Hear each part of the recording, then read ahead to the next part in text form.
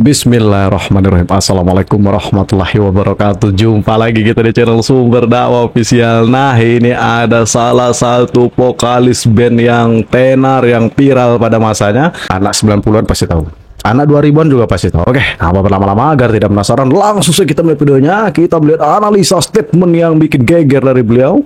Let's go. Gimana sih Kanda ngelihat soal statement Bu Mega kembali ke Orde Baru ini? Iya, di Indo. Nah, Masya Allah. Gini loh. Orde Baru tuh kayak apa di imajinasi Kanda? Ya kami juga kan hidup lah Iya, di makanya. era Orde Baru gitu kan. Ya meskipun kita tidak secara langsung ada di dalam ataupun terlibat dalam pemerintahan ya, kita juga waktu itu masih sekolah, sempat mahasiswa saya tingkat 2 waktu tahun 98 kita juga turun melakukan demonstrasi pada waktu itu. Tapi maksud saya begini, saya mohon maaf ya, ini tidak bermaksud itu. Di zaman Orde Baru kita nggak ada ribut-ribut begini, Pak. Oke, Mohon maaf, saya nggak tahu. Tapi nanti kan salah lagi. Ya karena dulu tuh sudah dikunci, sudah dipegang semua. Jadi lu nggak boleh ngomong. Ini ada istilah ini, itu dan sebagainya. Ya kan sampai apa? Petrus dan lain sebagainya sehingga orang takut. Ya tapi, ya mohon maaf, saya sebagai masyarakat waktu itu, sebagai anak muda, sebagai remaja, ya nggak tahu ya. Saya sih merasakan era itu dari kacamata anak muda pada saat itu ya adem ya. Gotong royong tuh terasa, Pak. Gak usah jauh-jauh kita pikir yang terlalu spektakuler. Kita tuh bersin got rame-rame, Pak, sama tetangga. Kerja kita kalau bakti, acara tuh nggak ada tuh bicara Islam, Kristen, Buddha, nggak ada. Kita bareng-bareng guyup. Orde Baru tuh kita guyup. Acara kita bareng-bareng. Ini bagus ini untuk tetangga. Gen Z, bagus. Yang bawain makanan tetangga gitu loh. Yang apa tetangga itu luar biasa gitu loh. Apa konsep persatuannya tuh terasa waktu itu. Nah kalau hari ini kemudian ada yang mengatakan ini apa seperti Orde Baru, ya maksud saya begini, ini kan perlu didiskusikan. Kalau memang mau jadi bahan diskusi di kampus ya, diuraikan dong. Betul. Apa substansinya yang mana nih? Saya setuju. Dari sisi penegakan hukum kah? Misal dari sisi mana nih? Kita kan nggak paham nih. Maksudnya ini seolah-olah gelondongan gitu loh. Iya. Seperti Orde Baru, seolah-olah sepanjang pemerintah Orde Baru itu salah semua. Ini Ya, kan betul. repot juga ya. Iya. Gitu loh menurut saya. Nah, saya kemarin sempat nge-tweet Kanda soal ini. Orde Baru itu dikatakan seperti Orde Baru gitu ya. Dalam pikiran saya kan ngelihat oke, kita terima fakta bahwa kebebasan terbatas di Orde Baru. Kita terima fakta ada sebutan-sebutan sultanistik, oligarki dan lain-lain di masa Orde Baru gitu ya. Kita terima fakta itu. Tapi Orde Baru itu juga melahirkan banyak teknokrat-teknokrat yang handal ketika itu, ekonom-ekonom handal, intelektual-intelektual, terus SD Impres.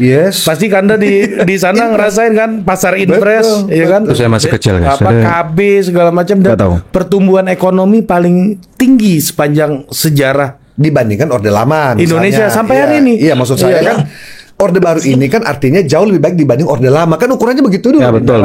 Iya dong.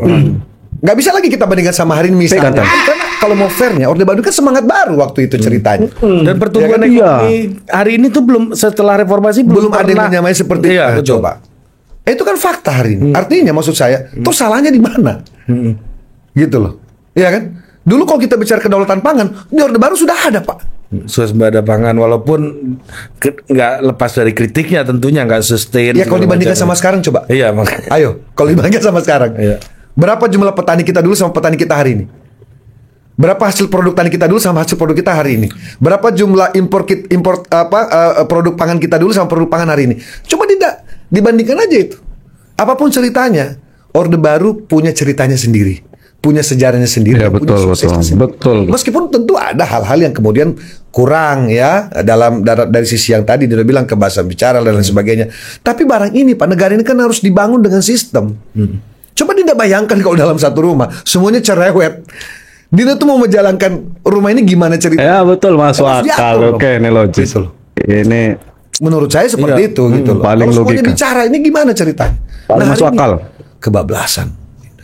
Bingung, tapi hebatnya Pak Jokowi di tengah riuh, pikuk ya kan, kebablasan hari ini dia masih fokus straight. Saya secara pribadi saya katakan saya salut. Meskipun saya dulu pemilih Prabowo. Sekarang pun juga ya.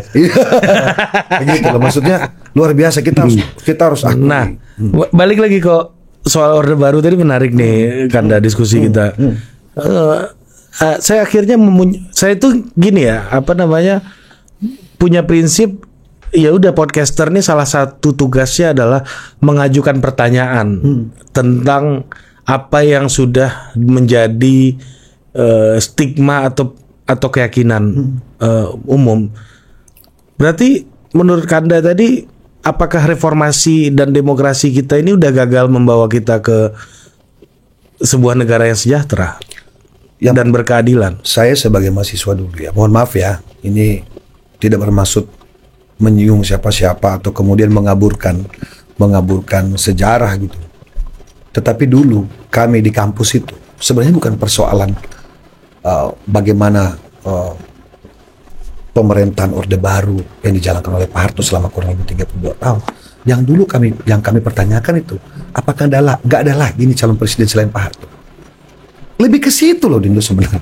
Seolah-olah itu tadi kan terjadi pemimpin yang bukan sekedar oligarki saja, tapi memang otoriter kan.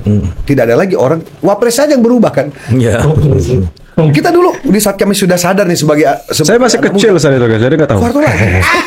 Udah kayak gitu loh kita tuh. Kayaknya kelamaan. Iya, maksudnya ini lagi seolah-olah kita menjalani proses baru itu menurut saya biasa-biasa saja. Kami di kampus juga tenang aja, kami bersekolah juga baik-baik saja. Pak Harto datang ke kampung juga dulu, kita kadada-dada bawa bendera di pinggir jalan segala macam. Segitu sayang dan cinta dan hormatnya kita kepada sosok Pak Harto pada saat itu sebagai presiden gitu loh. Kalau kemudian ternyata Orde Baru ini punya catatan-catatan hitam, ya kan? Ya bukan kita yang punya kapasitas menilai itu. Tanyalah pakar-pakar yang pada saat itu mungkin secara fair ya harus memberikan penilaian misalnya bahwa ternyata Orde Baru ini yang perlu dirubah dan lain sebagainya. Tentu di reformasi juga kan itu yang diangkat kan itunya. Ada catatan-catatan yang perlu itu tadi contohnya kebebasan pers misalnya kan yang dianggap di Orde Baru dikekang. Tapi menurut saya ada benarnya juga, Pak. Iya betul. Kalau nggak menjalankan pemerintahan ini, Ya kan. ya gonjang-ganjing terus. Ilustrasi yang masuk akal. Yang sulit ini kan meluruskan benang yang kusut. Coba kalau isinya persoalan yang dibicarakan apalagi goib, hal-hal yang belum menjadi sesuatu yang punya nilai fakta yang benar, tetapi kemudian seolah-olah disebar menjadi fitnah dan lain sebagainya. Nah, sehingga pemerintah tidak bisa bekerja dengan total, pemerintah tidak bisa bekerja dengan maksimal. Nah, ini yang saya kira memang perlu ditata, gitu loh. Kebebasan pers yang seperti apa? Ya harus. Kebebasan bicara yang seperti bagaimana? Makanya kemudian undang-undang ITE lahir lagi kan? Ya. Gitu loh, seperti itu. Nah sekarang kan tapi kan ini undang-undang diuji terus, diuji terus sampai nanti seperti apa. Oke, ini ternyata sudah nggak sesuai lagi, dirubah lagi seperti apa. Ini kan akan berjalan terus. Nah tapi kesimpulan saya tadi tentang yang Dinda pertanyakan, Orde Baru, saya secara pribadi merasakan tidak ada yang terlalu aneh dalam Orde Baru itu, biasa-biasa saja. Kami lulus sekolah, kami kuliah biasa-biasa saja. Dulu juga harga murah-murah aja sih, biasa-biasa aja, nggak yang gimana-gimana.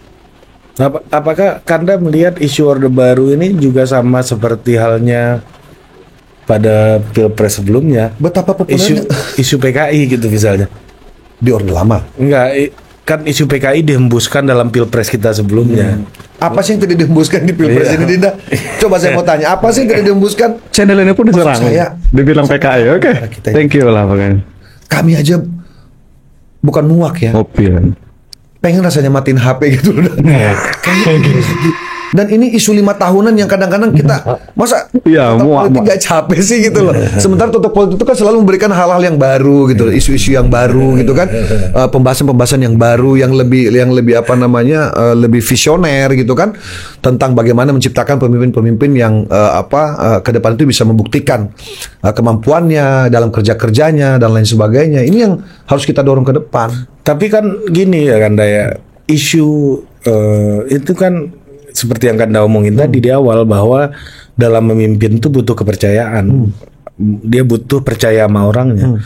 Tapi kalau udah bikin rakyat yang nggak percaya, ini kan bisa dianggap sebagai sebuah upaya untuk menghalangi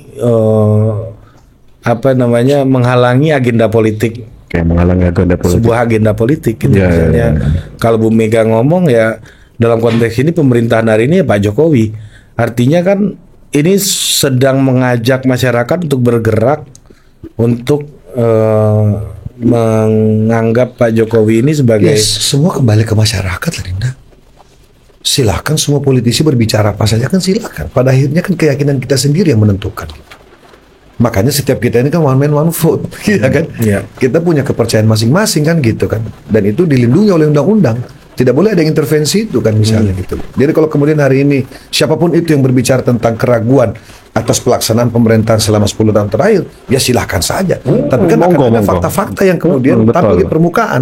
Ganteng. Menjawab itu gitu loh. Ini yang sudah kita lakukan sekian. Yang ngomong kan orang-orang itu juga dulu. Gitu. Betapa suksesnya pemerintahan hari ini kan. Iya Gitu. ya. Ini kan luar biasa. Iya, betul. Coba. Iya kan? Abang-abang kita tuh kan dulu ngomongnya begitu. Yang kalian bilang pelangga-pelongo itulah yang membangun jalan sekian ratus kilo misalnya, sekian ribu kilo. Yang kalian bilang pelangga-pelongo itulah yang kemudian yang membagikan sertifikat Tanah. kepada rakyat Ya. misalnya. Yang pelangga-pelongo itu yang kemudian membangun ini itu dan lain sebagainya. Nah, Ya. terus kemudian itu dinafikan kembali, ini kan lucu ya. Masa kita keluarkan pepatah lama menjilat ludah sendiri, ini kan agak aneh gitu menurut saya. Sementara kami yang awalnya ada di luar pemerintahan memberikan pengakuan itu loh. Kita masih di luar, kita sudah akui kok pemerintahan Jokowi ini luar biasa. Kita sudah akui itu. Dan di saat PAN memutuskan untuk masuk ke dalam koalisi pemerintahan tanpa pamrih, iya kan? Iya. Tanpa negosiasi. Ya dapat menteri pun udah berapa bulan dulu ya, udah berapa lama baru Yes. dikasih menteri. Sudah masuk baru itu. Dan setelah partai koalisi kami bergabung, Ketum Zulhas kemarin kita dipersilakan memimpin Kementerian Perdagangan. Kerja-kerja ini kan mempermudah visi presiden, kan gitu. Gitu. Dari sisi kebijakan Menteri Perdagangan. Ini kan luar biasa gitu. Ya kan, tiba-tiba impor ini ditahan, ya kan? Tiba-tiba ini dibuka dan lain sebagainya, ini dibakar dan lain sebagainya. Ini kan luar biasa gitu menurut saya. Artinya satu persoalan yang ada di kepala Pak Jokowi terkait kebijakan-kebijakan yang ada di Kementerian Perdagangan itu selesai udah. Pak Jokowi nggak lagi pikir pusing, ini gua gimana nih Kementerian Perdagangan ini, iya kan? Impor ini, impor itu bikin merusak tatanan persoalan perdagangan kita yang ada di Republik Indonesia. Dah, Masya Allah pokoknya analisa dari ini kita panggil Bang Pasya. Bang Pasa kan, Bang Pasa waduh keren gokil. Beliau selain bagus pandai dalam bernyanyi, tapi beliau juga tak kalah bagusnya dalam menganalisa sebuah politik ke depan. Itu memang betul prediksi beliau, ternyata memang betul. Yang awalnya berisik, akhirnya nilai kalian sendiri lah pokoknya. Nah, saya akhiri, tetap jaga persatuan Indonesia, jangan mau terpecah belah, jangan mau diadu domba, jangan mau termakan isu hoax. Warga Indonesia, pendukung Pak Prabowo Mas Gibran harus cerdas. Saya akhiri, wabillahi taufiq wal hidayah. Wassalamualaikum warahmatullahi wabarakatuh.